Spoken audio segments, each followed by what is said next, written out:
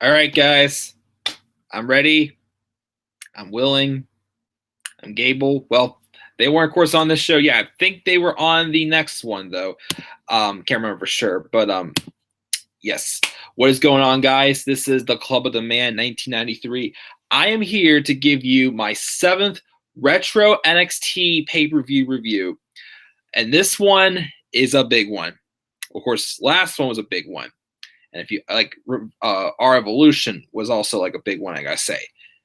This, though, was a big night in NXT history. The 7th review is of NXT TakeOver Brooklyn 2015. Took place on August 22nd, 2015.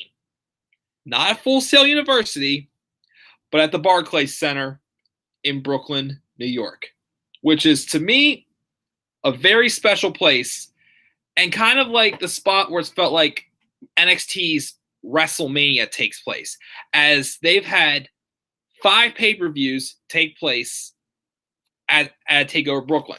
Well, the first 4 were called TakeOver Brooklyn.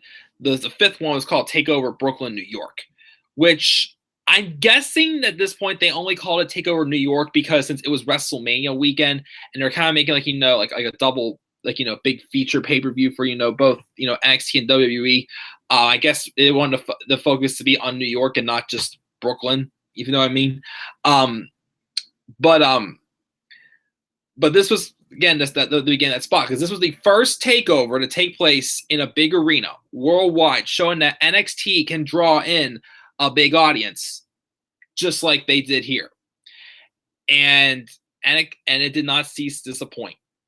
What an amazing show! As I said, a brand like NXT or AEW, when they're striking hot, when NXT is first finally making a big name for themselves, getting a lot of attention, of course, thanks to the WWE Network, which of course was when the first NXT Arrival pay-per-view took place, the first pay-per-view available for NXT on the network. When that first took place, of course, they were just kind of being trying to get themselves a little well known since the network just started, just in case make some more business. Now a year later, they're going on live tours, and now they're having shows in bigger venues. And of course, an announcement was made as to not just that, but they're also going more worldwide when it came to winter.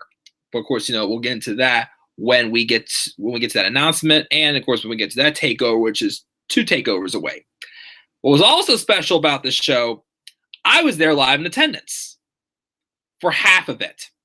What happened was, of course, that was a weekend. It was the first time I'd ever gone to New York.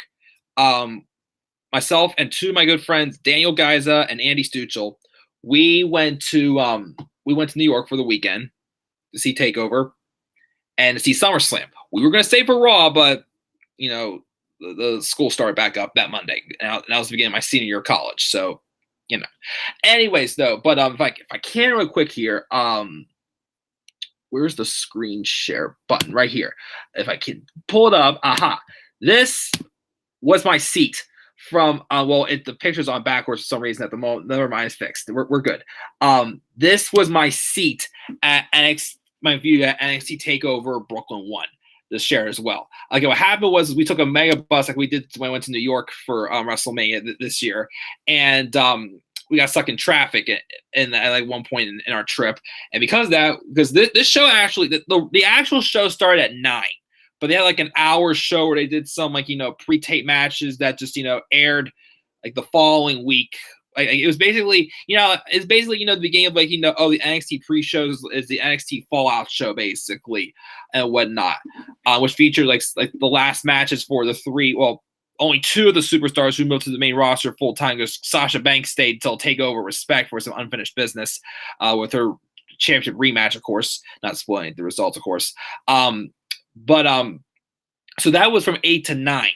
This was from the main show started at 9. We got there at 10. I got there right at the beginning of the Baron Corbin and Samoa Joe match. So I did miss the Jushin Thunder Liger match with Tyler Breeze.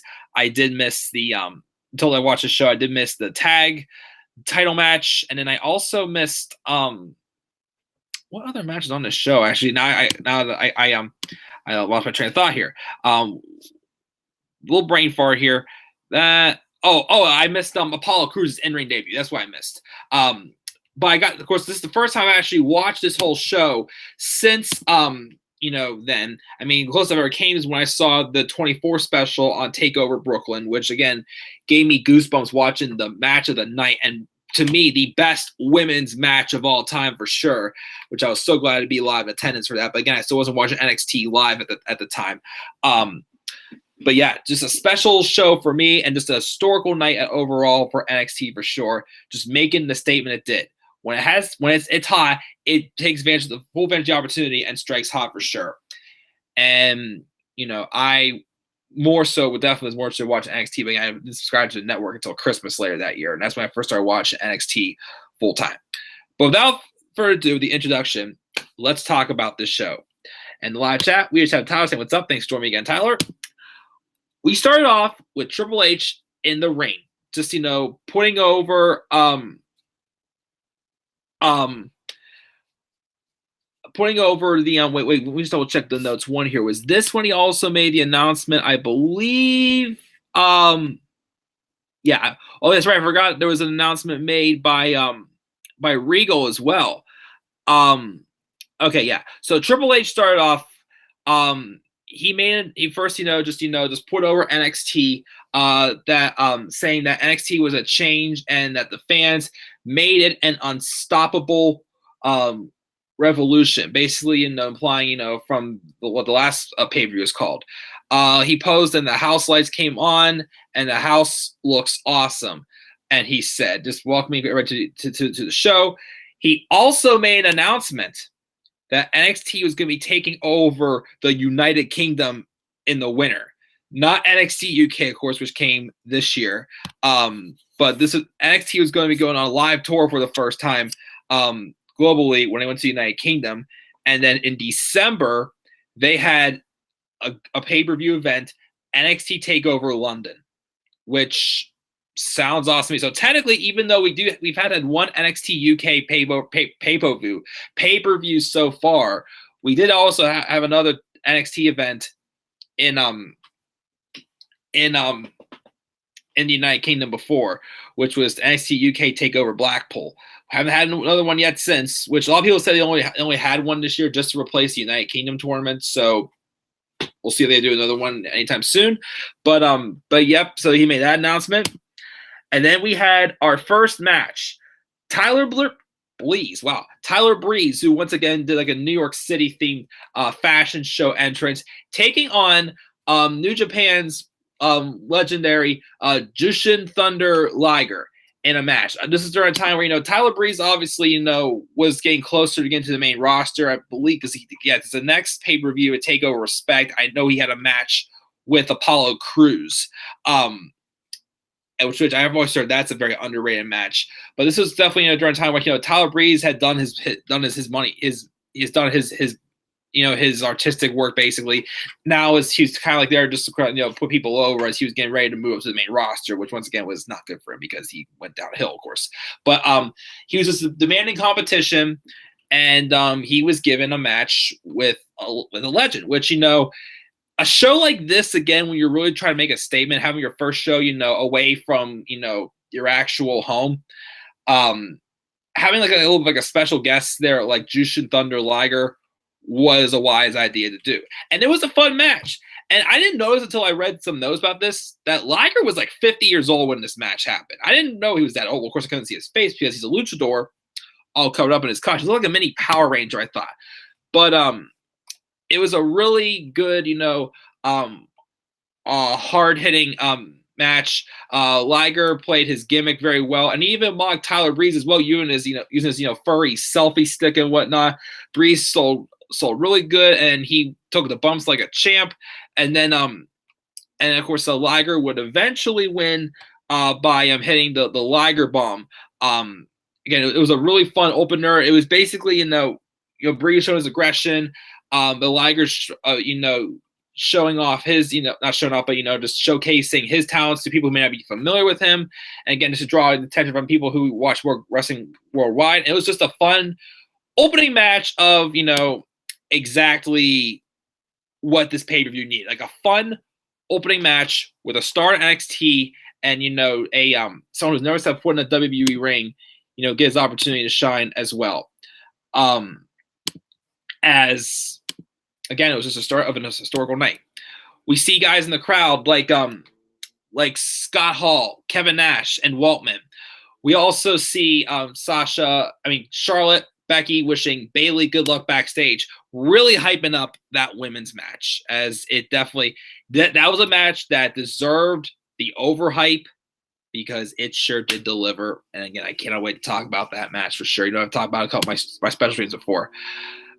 We also, though, got a vignette, a promo for someone coming soon. Can you guess who it is? Nia Jax. Nia Jax coming soon. Of course, Nia Jax did have a pay-per-view match when she challenged Bayley for the women's title at TakeOver London, which we'll, of course, talk about that match when we get to TakeOver London. But yeah, that was that they hyped up Nia Jax, who's being scheduled to debut soon. Of course, that means that she was only in NXT for a little under a year also. So was she kind of rushed to the main roster as well? I don't know. We'll have to wait to see. But we then get ready for the next match, which was the NXT Tag Title match. Blake and Murphy with Alexa Bliss now, who again turned heel and joined them the last pay-per-view, taking on the Vaudevillains. I was a little disappointed. Well, the Vaudevillains actually did beat Enzo and Cass to earn this opportunity. I was disappointed. Someone mentioned this also, and I do kind of agree. If Enzo and Cass are from Jersey and whatnot, and so is Carmella, since they're all together, then why were they not on this show? The crowd would have definitely been hot for them for sure. And this could have been a prime idea to get in the tag titles. Although I do think about sometimes from some podcasts I hear, it does sound like that Triple H and Enzo sometimes didn't always completely get along, if you know what I mean. It seemed like as well, even though of course he put him on the main roster, of course, as well. But I definitely agree. If there was a time for Enzo and Cass to win those tag titles, should have been here against in New York for sure. And of course, getting their comeuppance on Blake and Murphy with Alexa Bliss, there. So there now. So, but that was not the case, as it was the Vaudevillains taking them. So, all right, Vaudevillains, were a decent, solid tag team at NXT. Of course, they had a brief, push on the main roster if you went to New Day when it first came up, and then of course, then they just went downhill after that to nobodies.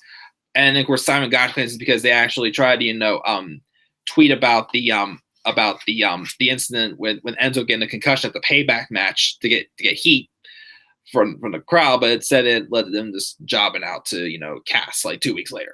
But and that's when it went downhill for the Vaudevillains. But anyways, so before the match happened, Alexa Bliss came out and ran down the Vaudevillains for not having anyone in their corner, and then out comes Blue Pants, who I guess is some random job or something like that, and I guess she was apparently really over. The match took place. It was a decent tag match. It wasn't, it was of course nothing. It was much better, of course, than that stupid match.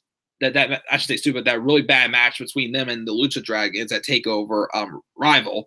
But basically what I kind of got, the Vaudevillains, even though once again, even though it should have been Enzo and Cass's night, the Vaudevillains I thought still got, good reaction from the crowd. They were entertaining. Blue Pants was out there in their corner.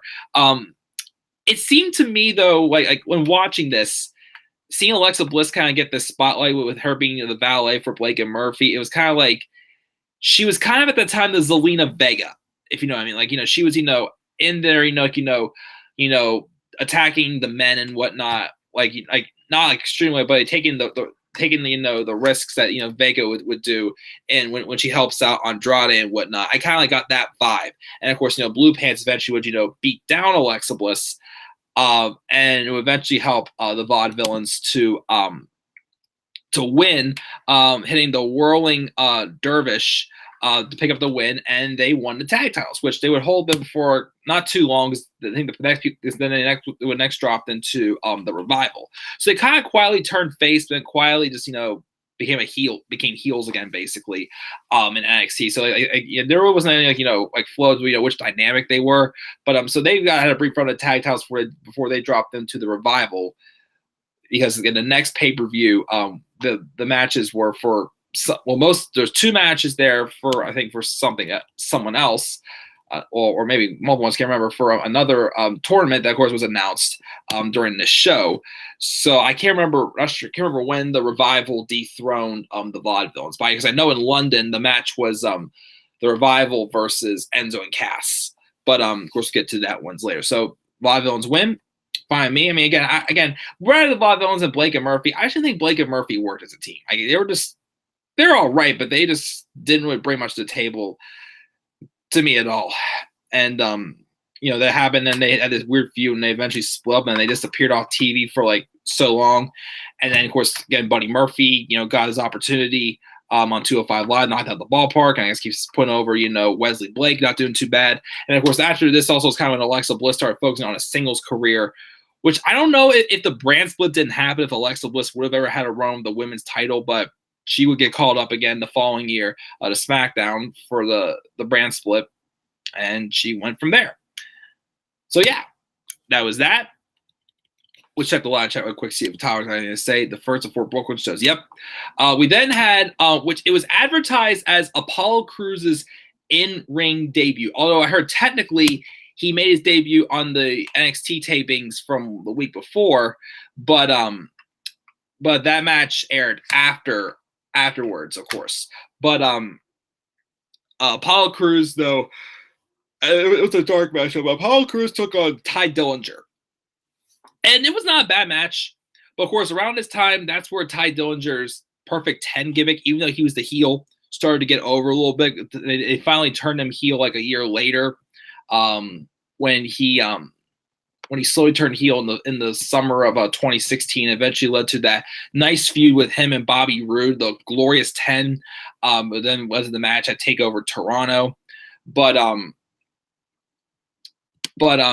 So this match again, it was not bad.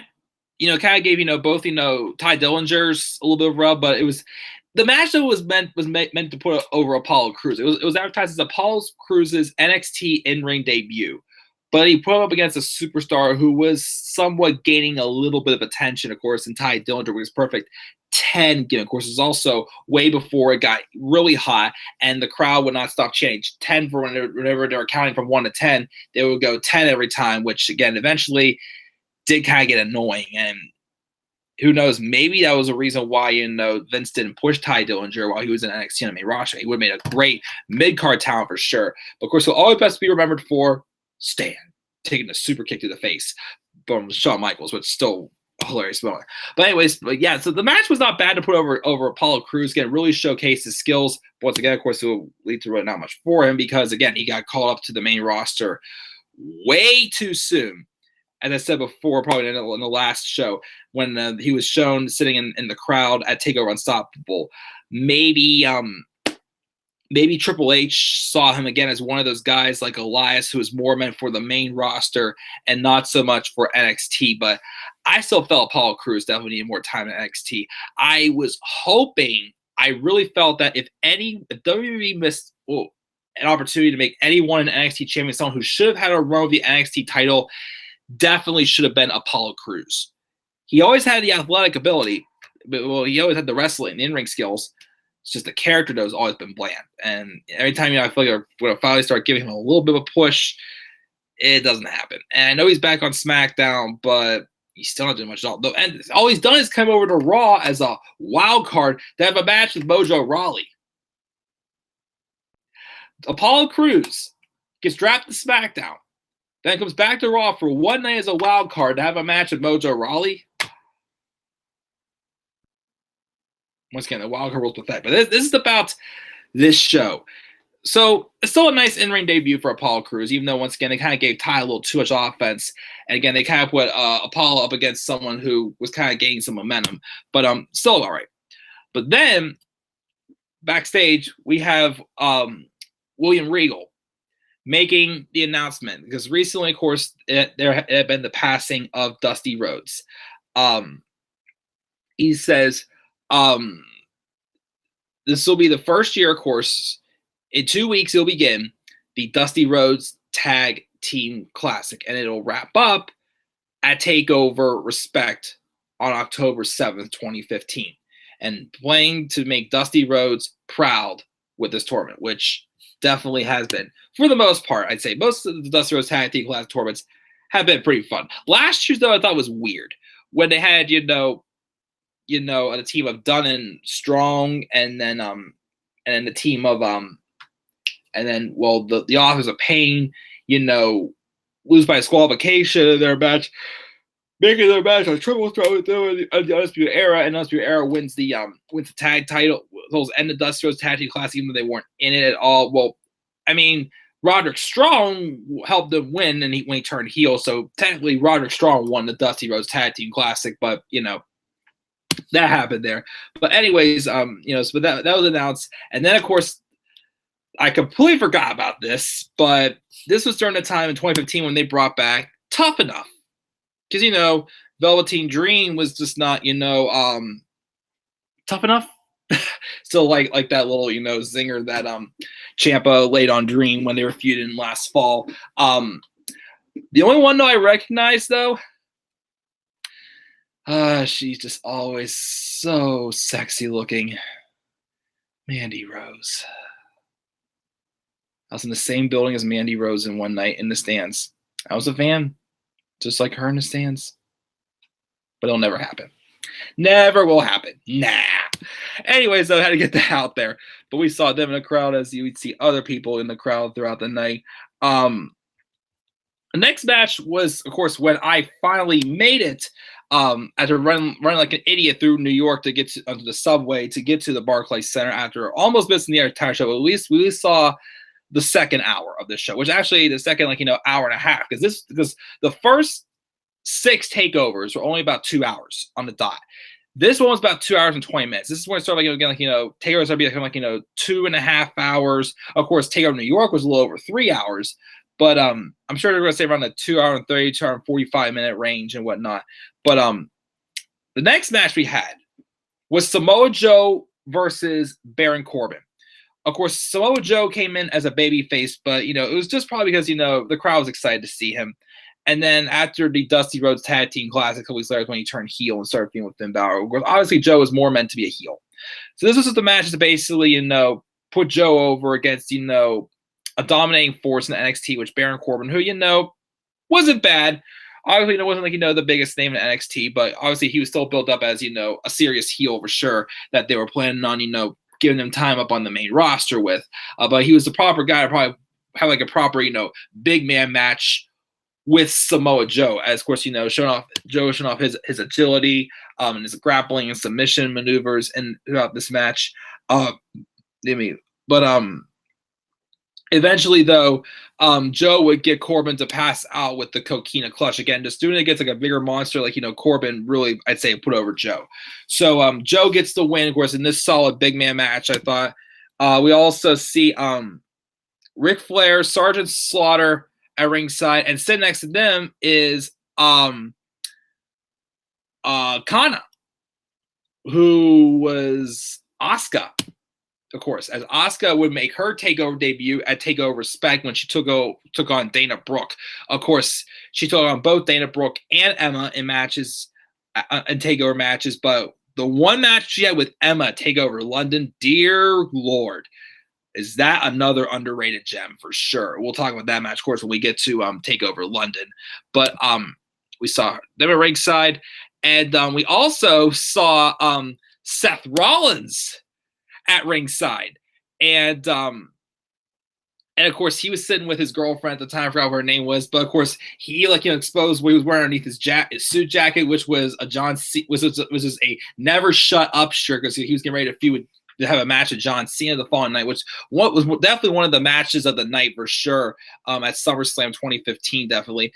Again, SummerSlam 2015 again when I was there again was like a decent show. I thought it wasn't bad, but I thought it was a show that, okay, not bad wrestling for the most part, except for maybe the opener with Sheamus and Orton, and the match with Rusev and Ziggler was that was trash. The rest of the night was just decent. I saw wasn't much storytelling development came out with that show, I thought. But of course we saw him in the crowd. And of course, before we get to this classic in my opinion, once again, as I still say, the best women's wrestling match of all time. Who had to come out? Stephanie McMahon, of course, coming out saying that she takes credit for the creation of all women and women being allowed in sports, basically, as typical Stephanie McMahon would always do. They, of course, show the video package for Sasha and Bayley, as, Sasha Banks become, just a dominating, performer in NXT as the NXT Women's Champion. Of course, Bayley, they're making something. Bayley was the one getting the short end of the stick, who really hadn't had her big breakout moment yet. Even though Becky Lynch never was NXT Women's Champion, Becky had her big moment at TakeOver Unstoppable. Bayley, though, put on, good performances in the singles match against Charlotte at TakeOver Fatal 4-Way. And she also put on a solid performance in the Fatal 4-Way at TakeOver Rival. But she not had that moment. She was, of course, built up as that ultimate underdog character who, just people could relate to easily. That fangirl, but, she, who got pushed around, but she finally said, hey, you can push back, but you can push me, but I'm going to push back, basically. Which, of course, she was missing from the booking she got when she first came to the main roster. And, oh, God, that horrible run in 2017 she got that just completely killed her. But luckily, she's starting to pick things back up again. Once again, probably because, Sasha pretty much is about out the door. So they obviously didn't want the same thing happen to Bayley. So they basically say, hey, take the title, take the briefcase, just please stay, Bayley, please stay. But anyways, let's get to the match. Sasha Banks and Bayley. I, again, was not watching NXT full time at this time. I know who Bayley was. I know, of course, wasn't as familiar with Bayley. All I've heard was, what she was like, basically. I already knew who Sasha Banks was, Charlotte, Becky. But this is my first big showcase with Bayley, really. This story was just beautifully told. You just hear Sasha Banks trashing Bayley this entire match about what the typical story is. Who's going to want to see a ponytail, bandana girl, fangirl as their champion, who is just too in love with this business that you're nothing but a loser, the underdog. And, because also, in the summer, Bayley suffered a hand injury that I guess was, put on Emma. Bayley came back a month before TakeOver, and she had championship aspirations, and she, got her comeuppance on Emma, I believe. And then she wanted to prove herself, so she won a match with Charlotte. She beat Charlotte. Then the week before, 2 weeks before TakeOver, she had a match against Becky Lynch for the number 1 contendership, and she beat Becky. And man, again, Sasha. I mean, again, especially when you watch the TakeOver 24 special, you see the emotions in the crowd, especially of Bayley and Sasha's mothers in there as well. Just you feel for Bayley this entire match. Sasha is doing a great job in showing that, hey, maybe everything Sasha's saying is right. Maybe Bayley is, this, lovable, nice girl that, girls all will go to that who wouldn't really, want to hurt someone. Which, of course, was basically, put over in 2017 when Bayley couldn't even dare to even swing that kendo stick on Alexa Bliss and the kendo stick on a pole match, which has made Bayley look like an idiot. But, of course, it gets to a point. I think the big turning point in this match, again, the recently injured hand by Bayley. Sasha Banks smashes that hand into the steel steps after removing, the protection tape. And it looked like Bayley was going to be done with this match. Could be Sasha Banks once again, say, hey, I'm setting Bayley down the tubes, and kind of did. But he shot back up, got into that match, and kept going. Sasha Banks, of course, even kicked out of a Bayley to belly. And then Bayley even tried putting Sasha Banks into the bank statement herself. Just great back and forth drama. Sasha looking like she was about to prove herself right. Bayley looking like she's about to prove Sasha wrong. Just the back and forth action, the drama, the storytelling was unbelievable. And then, of course, Bayley hit that Hurricanrana eventually into that second Bayley the belly, and Bayley gets the win. Bayley is your new NXT Women's Champion. And of course, even though they had a rematch TakeOver Respect, this was also the night that at least Charlotte and Becky were for sure completely done with NXT.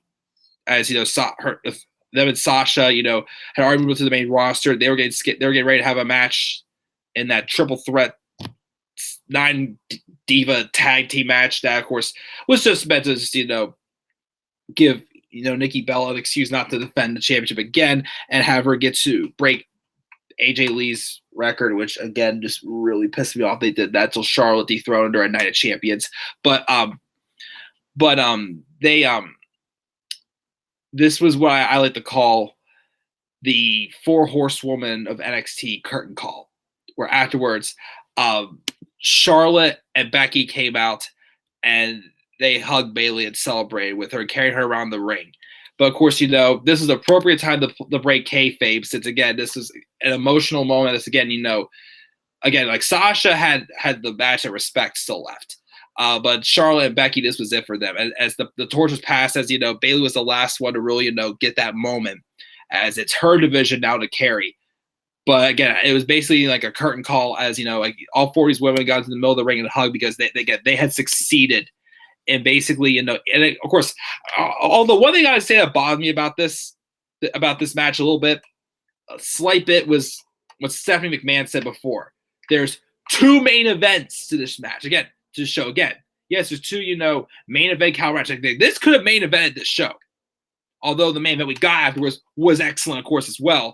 But like, I'm tired of people saying there's 4 main events. Like, there's only 1 main event. There's only 1 final match.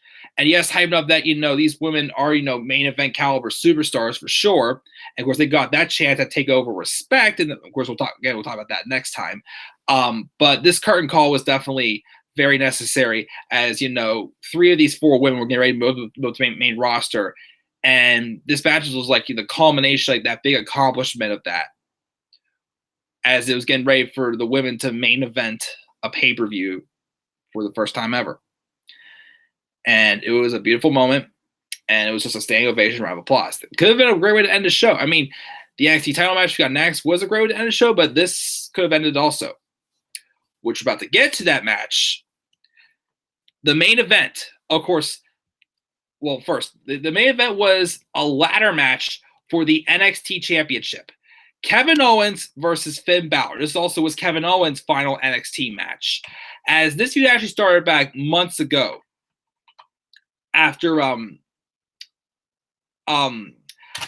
Finn Balor had won the number 1 contendership when he beat Neville back at TakeOver Our Evolution. No, Rival. Sorry, TakeOver Rival to be the number 1 contender. And then, of course, again, that's when Finn Balor got his opportunity against Kevin Owens, but he lost, but he wasn't the Demon. Now, again, he had another number 1 contenders match at TakeOver Unstoppable, but again, that was supposed to be Hideo Itami winning that match before he got injured. So instead, they gave it once again to Finn Balor, and Finn Balor got the run, and then he won the NXT Championship on July 4th as the Demon in the Beast of the East tournament, the Beast of the East special in Japan. That's when he won the championship. So this is kind of like a rematch because, Kevin Owens said he didn't trust William Regal with giving him a screw job and whatnot, making it a ladder match. So again, this is Kevin Owens' final match in NXT. And, of course, the crowd was worried about this match because it was following a match that just completely, burned out the crowd with Sasha and Bayley. Because that was match of the night. That was women's match, and maybe even just entirely match of the year for sure. And again, still my best women's match of all time. But this match was successful. I give it a lot of credit. It's definitely a very underrated match because it was a match, despite, following a match like that, it really lived up to the expectations and really livened up the crowd. Owens controlled it early, though. Of course, he tried to, rush for the ladder. Of course, then he started mocking up the popping out of the shoulder, referring to Sami Zayn. they finally introduced the ladder after only 5 minutes in there. And Owens would then be working over Balor using the ladder heavily in his offense. And Balor at one point seemingly had tweaked his ankle, but he worked through it. And then and Owens, of course, continues to be aggressive on here, acting like a guy who just didn't really care at all. It was doing anything he had to do to put away Finn Balor and regain his NXT championship.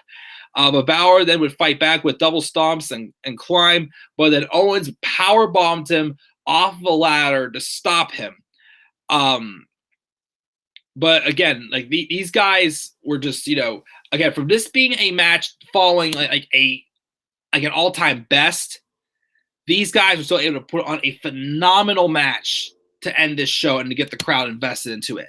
Owens then snapped late, and he would super kick Balor, demanding him to stay down, telling him he did this.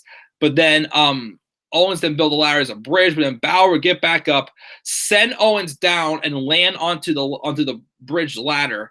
And then it looked like he was about to just grab the championship. But first, he did a coup de grace from the top of the ladder.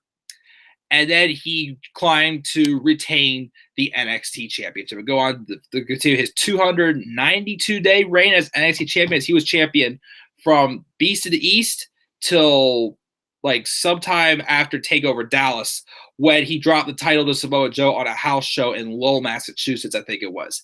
Shocker for sure. But again, this match deserves a lot more credit than it gets. Because again, it was a match that followed a match that definitely burned out the crowd, and it was it was kind of late. It was 11 o'clock, but it was almost around 11. It was after 11 o'clock, but it was still a match that